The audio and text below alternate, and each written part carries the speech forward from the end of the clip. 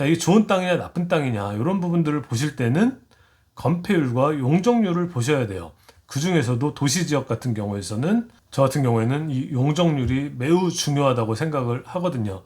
자, 이 용적률이란 뭐냐? 대지 면적에 대한 건축물의 바닥 면적을 모두 합친 면적을 용적률이라고 하는데, 이 용적률이 높을수록 건물을 높게 지을 수가 있고, 용적률이 클수록 토지 이용 효율성이 높아진다. 그렇기 때문에 땅의 가치를 가늠하는 척도가 된다. 용적률이 높으면 높을수록 땅이 좋은 땅이다. 네, 여러분 안녕하세요. 당신이 알아야 할 부동산을 체크하는 남자 체크남입니다. 서울시 구로구 남구로역 초역세권에 위치하고 있는 근린시설 건물 경매권 체크하고 있고요. 그 중에 2편입니다. 지난 1편에서는 해당 경매권의 특이사항과 히스토리 등에 대해서 알아보는 시간이었다면, 오늘 다룰 2편에서는 굳이 경매가 아닌 일반 매매에서라도 토지와 건물이 결합된 형태의 부동산을 보실 때 어떤 식으로 분석하고 파악을 하셔야 되는지 저와 같이 한번 체크해보는 시간을 갖도록 하겠습니다. 그에 더불어 서울 수도권 지역 토지, 건물 등을 보실 때 참고하시면 좋을 만한 사이트도 하나 소개를 해드리면서 영상을 마무리 짓도록 하겠습니다. 시작해 보실까요?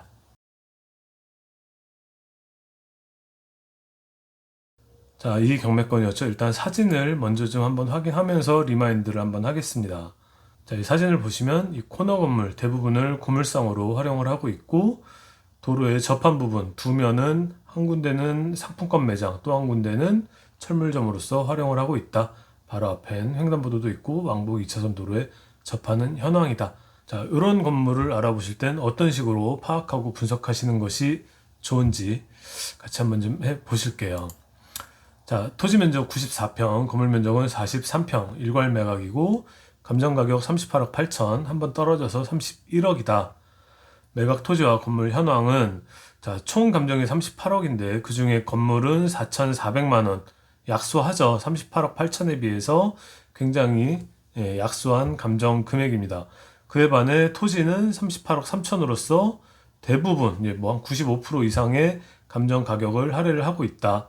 법원 감정기관에서는 거의 뭐 이건 토지 경매다라고 보셔도 무방할 정도라고 보여요. 그때는 이 고물상, 이 재활용 시설 같은 경우에는 굉장히 좀 허가받기가 최근에는 더더욱 어려운 부분들이 있어요. 그리고 이 영업 허가권 관련해서 인수인계 받는 것에도 굉장한 피가 붙는 것으로 알고 있는데, 글쎄요, 이런 자원순환 시설을 운영하고자 하시는 실수요자 분들께서 요건을 낙찰받으실 확률이 얼마나 될까? 혹시라도 낙찰받는다 해도 그대로 인수인계 받는다는 또 보장 또한 없기 때문에 이 건물 부분에 대한 부분에서는 아무래도 좀 많이 좀 감정을 희석하는 것이 맞지 않나라고 저도 마찬가지로 생각을 합니다. 그렇다는 것은 곧 저 역시도 이 토지 경매다라고서 접근을 하고 싶고요.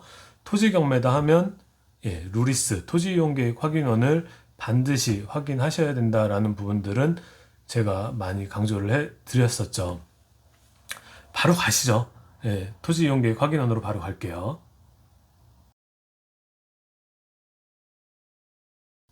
자, 토지 이용 계획 확인원 들어왔고요. 지목 대 면적 312제곱 공시지가 나오고, 이 용도 지역 지구 뭐 여러 가지가 나오는데 도시 지역이면서 제2종 일반 주거 지역이다. 이 부분이 중요하겠죠. 제2종 일반 주거 지역이 어떠한 용도 지역인지, 중층 중심의 주거용과 편의시설이 주된 이용인 지역이다. 자, 그러면 이 건폐율과 용적률을 알아보셔야 되는데, 이 부분은 좀 제가 정리한 내용이 있어서 그걸 좀 가지고 올게요. 자, 이 부분이거든요. 이 용도지역 지정 목적인데, 자, 용도지역은 크게는 두 가지로 나누는데 도시와 비도시. 그 중에 도시지역은 이 노란색의 주거지역과 그 다음 이 분홍색의 상업지역, 다음에 이 파란색의 공업지역, 녹색의 녹지지역으로 크게는 이 주상공녹으로 나눠져요. 용도지역 자체가. 그 중에서도 오늘 지금 우리가 체크하는 일종 일반 주거지역은 이 중층 주택을 중심으로 편리한 주거 환경을 조성하는 지역이다 라는 것을 확인을 하시면 되겠습니다. 자, 그러면 자, 이종 일반 주거 뭐 그런 내용은 알겠는데, 자, 이게 좋은 땅이냐 나쁜 땅이냐 이런 부분들을 보실 때는 건폐율과 용적률을 보셔야 돼요. 그 중에서도 도시지역 같은 경우에서는 저 같은 경우에는 이 용적률이 매우 중요하다고 생각을 하거든요. 자, 이 용적률이란 뭐냐? 대지 면적에 대한 건축물의 바닥 면적을 모두 합친 면적을 용적률이라고 하는데, 이 용적률이 높을수록 건물을 높게 지을 수가 있고, 용적률이 클수록 토지 이용 효율성이 높아진다. 그렇기 때문에 땅의 가치를 가늠하는 척도가 된다. 이 부분이 굉장히 좀 중요한 사항이에요. 그렇기 때문에 용적률이 높으면 높을수록 땅이 좋은 땅이다. 자, 그 중에서 2종 일반 주거지역은 건폐율은 60, 용적률은 250이다. 250이라는 것은 곧 내 땅이 100평이면 총 250평까지는 위로 올릴 수가 있다는 거죠. 활용도가 굉장히 높은 좋은 땅이다라고 보시면 되겠습니다. 자, 그에 반해서 1종 전용, 2종 전용, 1종 일반 같은 경우는 용적률이 2종 일반 주거에 비해서 약하죠. 그러니까 2종 일반 주거보다는 못한 땅이고, 요 2종 일반 주거보다 3종 일반 주거는 더 좋은 땅이다. 준주거도 더 좋은 땅이다. 이런 식으로 용적률로서 이 땅의 좋고 나쁨을 판별한다, 가늠한다. 이런 부분들은 필히 좀 체크를 하시면 좋을 것 같아요. 다시 토지 이용 계획으로 갈게요.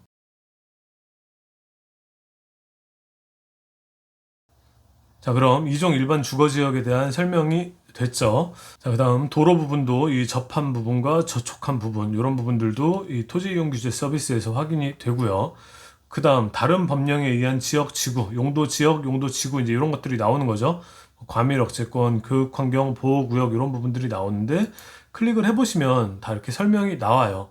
200m 이내 이런 부분들은 절대 보호 구역 50m 절대 보호 구역이 있고 200m 상대 보호 구역이 있는데 각각 이제 이런 부분들은 이 교육청이나 요 지자체 쪽에 확인을 해서 어떤 부분들의 건축 사항들이 저촉이 되는지를 반드시 확인을 하셔야 되는 내용이 되겠습니다. 자, 이렇게 봤을 때는 내용들이 막 되게 어려워 보이고 뭐 그러는데 막상 하나씩 하나씩 클릭을 해서 읽어보시면 그다지 어려운 내용이 많지가 않아요. 어렵다 하더라도 지자체에 문의를 하셔가지고 어떤 내용인지에 대해서 여쭤보시면 또 다 친절하게 답변들을 해주시니까 그런 부분들을 검색과 이 전화를 통해서 내용을 습득을 하시면 되겠습니다. 루리스 토지이용계획 정보 서비스는 누누이 강조를 하지만 굉장히 좀 중요한 부분이다.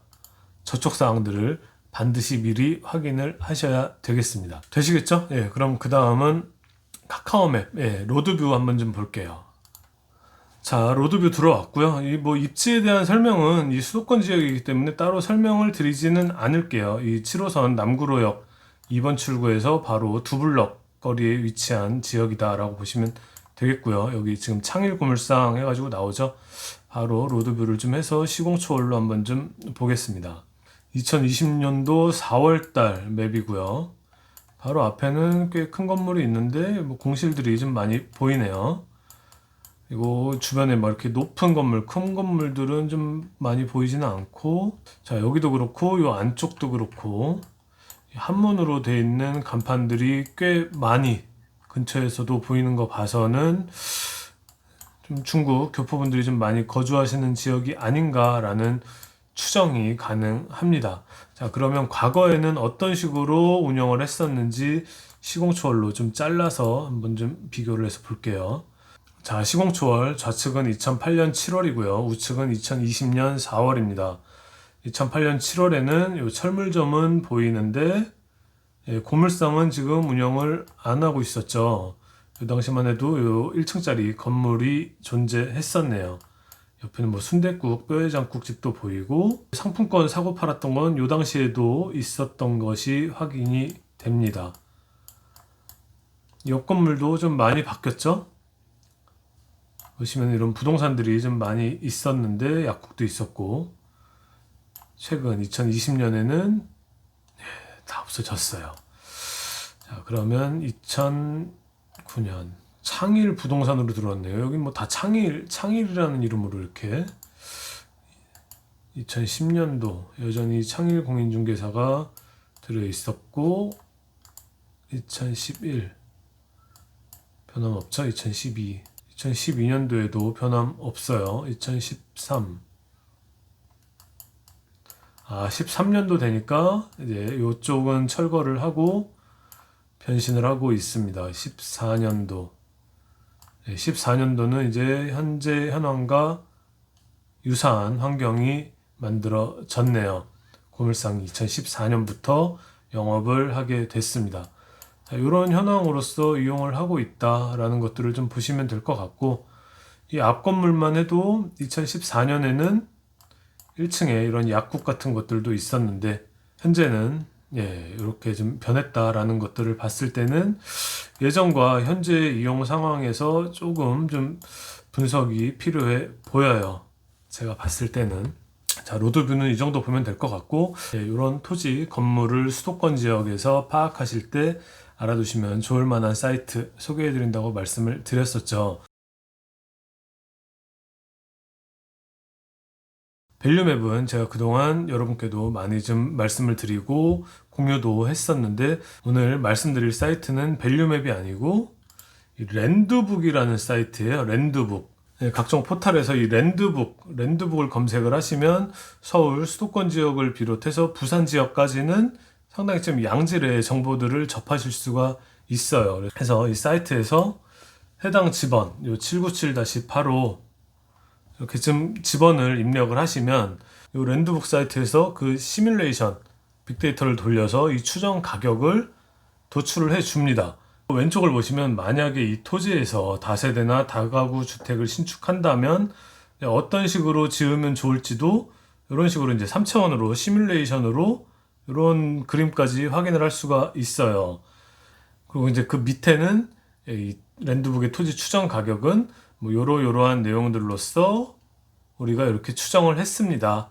라는 내용들이 나오거든요. 그래서 이제 뭐 이런 밸류맵 그리고 디스코맵 이런 부분으로서 시세를 산출해내는 과정도 굉장히 좀 좋은 방법이지만 이 서울 수도권 지역에서 토지와 건물을 좀 알아보시는 분들은 이 랜드북을 좀 활용을 하시면 제가 봤을 때는 어느 정도 좀 신뢰도가 꽤 높다고 판단이 돼요. 그렇기 때문에 일단 이제 뭐 좀 시세 판단이 애매한 지역, 모호한 지역에서는 이런 랜드북까지 같이 한번 보시면서 시세 산출, 가치 판단을 하시면 좋지 않을까라는 부분으로서 요 사이트까지 체크를 해 드렸습니다. 그렇다고 해서 제 말씀은 뭐 이 금액을 믿으라는 말씀은 절대 아니에요.